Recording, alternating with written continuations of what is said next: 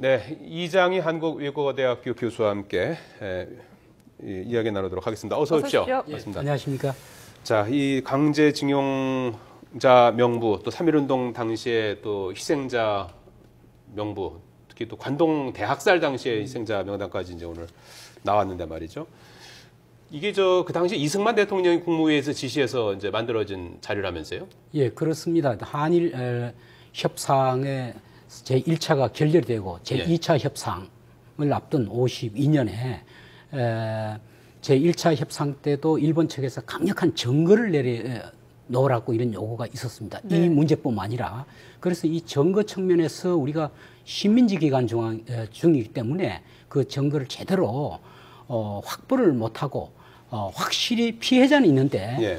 또 가해자도 있는데 그 중간에 입증하는 것이 여러 가지 우리의 그 식민지 기간 동안 우리 국민들의 어려움 때문에 네. 증거가 확보되지 않아서 아마 대통령께서는 아마 이걸 확실하게 자료를 조사하라 이런 지시를 내린 것 같습니다. 그때 이제 보상과 관련한 한일 간의 이제 회담이었던 건가요? 그렇죠. 예, 65년 협정은 뭐 청구권 협정을 중심으로 한 6개 크게 네. 문서가 나왔죠. 네. 기본관계에 관한 협정, 업협정, 뭐 제1급 법적 지위 협정, 그다음에 문화재 협정인데 네. 이 가운데 가장 쟁점이 됐던 것은 역시 기본관계 협정과 이 청구권 협정 네. 이것이 핵심이었고 문화재 협정이라든가 네. 이런 건 일체 그게 협정은 맺었지만 그렇게 비중을 많이 차지하지는 못했습니다. 네. 그렇군요. 그런데 좀 의문이 드는 것이요. 이게 이번에 공개가 된 것이 주일 한국대사관이 이전을 하면서 준비를 하다가 보니까 자료를 정리하다 보니까 이게 발견된 게 아니겠습니까? 1950년대에 작성이 된 정부가 그것도 주도를 해서 만든 장부인데 이게 왜 지금까지는 공개가 되지 않았을까? 이것도 좀 궁금하거든요. 예, 뭐 제가 추측이지만요. 네. 첫째는 어떻든 간에 그간에 우리가 60년 민주당 정부 그리고 또 61년 또 새로운 박정희 대통령 정부가 오면서 이 가장 절명이 65년 한일 정상회담 이후부터는 한일 간의 청구권에 관한 기본 입장은 청구권 협정 제2조 1항에 의해서 양국 국민 간 채권, 채무, 재산 이에 관해서는 이 협정으로서 완전히 최종적으로 끝났다라는 네. 2조 1항 조항이 있습니다. 네. 그래서 그 청구협정 제1조는 유무상 5억 불을 예. 지급하게 돼 있어요. 그런데 예. 유무상 5억 불의 성격이 뭐냐에 대해서 사실 그동안 궁금했죠. 예. 그래서 각자 편한 대로 이렇게 과연 진정한 식민지 통치에 대한 일본이 불법성을 인정한 거냐에 네. 대해서 의문이었는데 외교문서는 30년이 지나야 공개하게 돼 있지 않습니까? 네.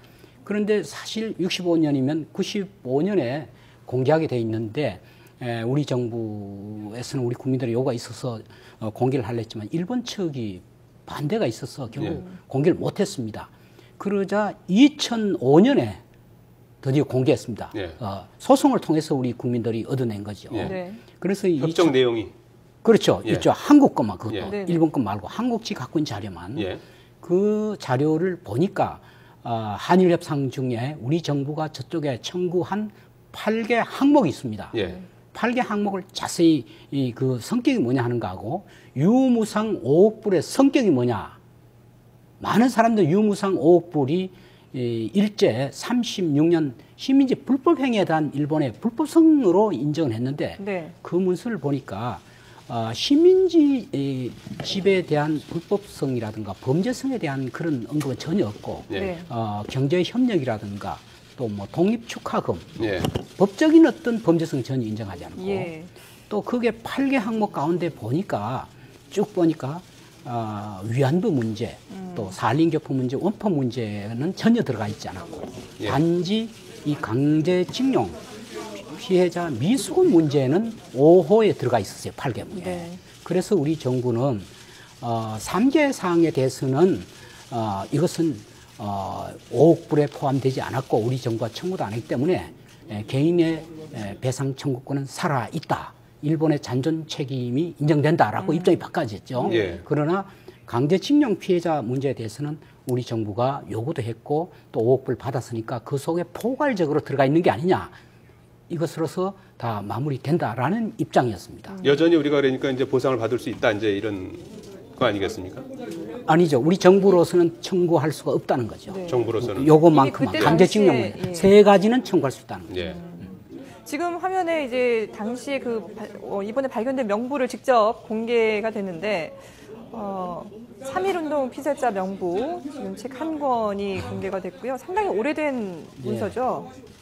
자, 지금 이렇게 이제 명부가 이 당시에 이제 대통령이 지시해서 만들어진 명부 아니겠습니까? 그렇죠. 정확성이라고 그럴까? 이 당시에 뭐 사실 이제 컴퓨터라든지 이런 것들도 없어서 이게 과연 정확성이 어떨까 하는 생각도 드는데 어떻게 보십니까? 이 부분은? 그래도 상대적으로 예.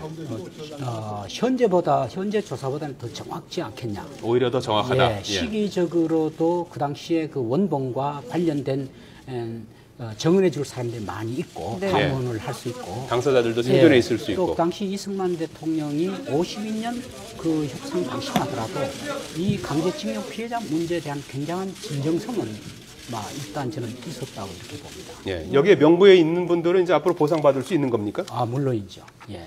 어떻게 절차가 어떻게 되는 거죠? 사실은 여기에도 우리가 강제징용 피해자 문제, 그 다음에 두 번째는 관동 대지진, 3.1운동 피해자, 특히 3.1운동 피해자 문제 명단은 일본의 자료에 의존을 했고 특히 이런저런 자료가 우리가 직접 갖고 있는 자료가 많지 않았습니다. 그런데 네. 이번 계기로 해서 상당히 명단, 주소, 구체적인 어떤 필적 이런 게 나왔다는 것은 네. 앞으로 현행 우리 특별법에 의해서 분명히 피해자고 피해자 유족인데 네. 자료가 없어가지고 보상이 어려움 있는 네. 사람들에게는 큰 하나의 증거가 되겠습니다.